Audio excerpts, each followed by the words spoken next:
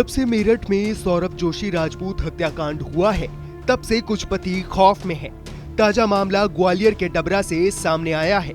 मंगलवार को ग्वालियर एसपी की जन सुनवाई में पहुंचे एक युवक ने पत्नी से अपनी जान को खतरा बताया है।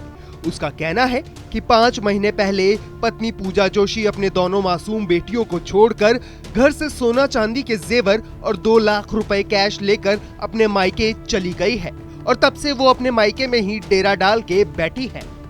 पति अनिल जोशी जब पूजा को लेने उसके घर पहुंचते हैं तो पत्नी उसे डरा धमकाकर भगा देती है और कहती है कि आइंदा वो उसे लेने ना आए, नहीं तो अंजाम बहुत बुरा होगा।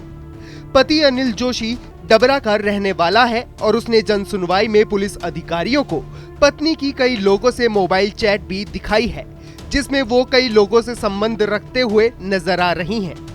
पति अनिल जोशी का कहना है कि उसकी शादी सामूहिक विवाह सम्मेलन में पूजा के साथ हुई थी। शादी के कुछ समय तक पूजा ठीक ठाक रही। इस दौरान उसने 2 बेटियों को भी जन्म दिया, लेकिन उसके बाद वो अपने ट्रक ड्राइवर पति से नाखुश रहने लगी। इस बीच उसने कई लोगों से संपर्क बनाए।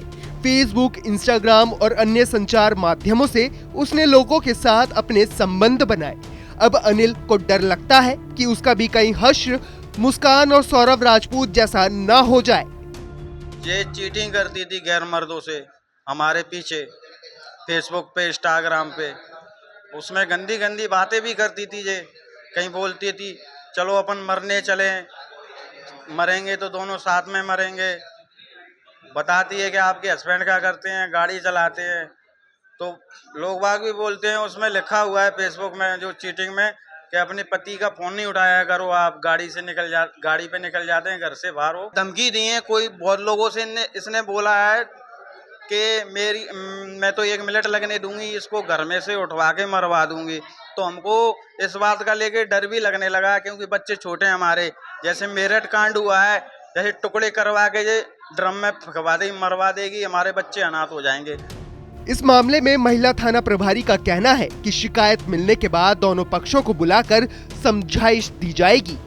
जी, अभी एक युवक आया था, उसका कहना है कि 5 महीने से उसकी पत्नी उसके साथ नहीं रह रही, उसके बच्चे भी उसकी मां को पसंद नहीं कर रहे हैं। ऐसा दोनों के बीच काउंसलिंग करवाई जा रही है। जो भी अग्रिम उनकी कार्रवाई चल रही है, जो भी और वैधानिक कार्रवाई होगी की जाएगी। उसके आरोप पे कुछ धमकियां भी मिल रही हैं, उसके पत्नी के संबंध भी थे किसी व्यक्ति से, ऐसा उसका कहना है। तो इसकी भी जांच कर रहे हैं कि उसका किससे संबंध है, कौन उसको धमकी दे रहा है।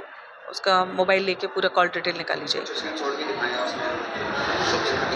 जी, पत्नी को बुला के उससे पूछा जाएगा कि उसको किसके साथ रहना है, आगे क्या कार्रवाई चाहती है। हैरानी की बात यह है कि कुछ रोज पहले ही पूजा ने अपने पति अनिल के खिलाफ प्रताड़ना का मुकदमा दर्ज करवाया है, लेकिन पति अनिल का कहना है कि वो उसे बिल्कुल भी प्रताड़ित नहीं करता था। उल्टा पत्नी की प्रताड़ना से वो भयभीत है।